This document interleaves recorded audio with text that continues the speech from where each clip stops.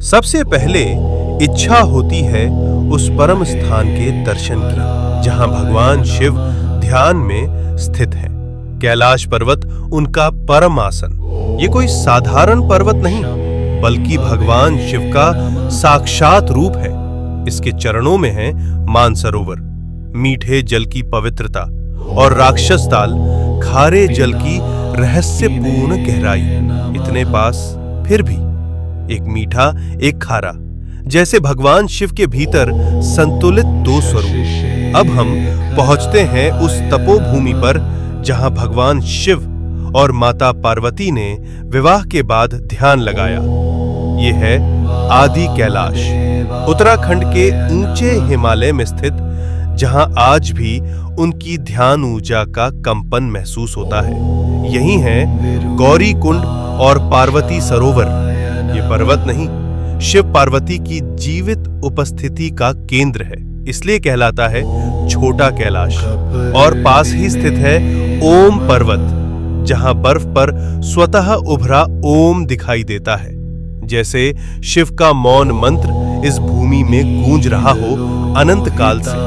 अब हम बढ़ते हैं हिमाचल की उस रहस्यमयी चोटी की ओर जहां विराजमान है स्वयं भगवान शिव, जिसे कहा जाता है मणि महेश कैलाश। इस पर्वत की चोटी से दिखाई देती है एक दिव्य मणि। मान्यता है जब भगवान शिव प्रसन्न होते हैं तो ये मणि दिव्य तेज प्रकट करती है, जो भक्तों के जीवन में भर देती है एक दिव्य प्रकाश।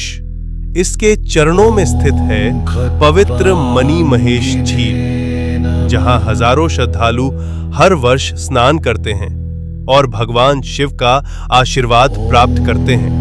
अब हम पहुंचते हैं हिमालय की उस ऊंचाई पर जहां की हवा भी हर हर महादेव का जप करती है।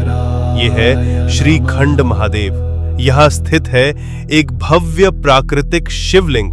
यहाँ तक पहुंचने का मार्ग अत्यंत कठिन, लेकिन कहा जाता है जिसे स्वयं भगवान शिव बुलाते हैं वही इस दिव्य शिखर तक पहुंच पाता है। श्रीखंड महादेव केवल एक शिवलिंग नहीं, ये है भगवान शिव का हिमालयी सिंहासन।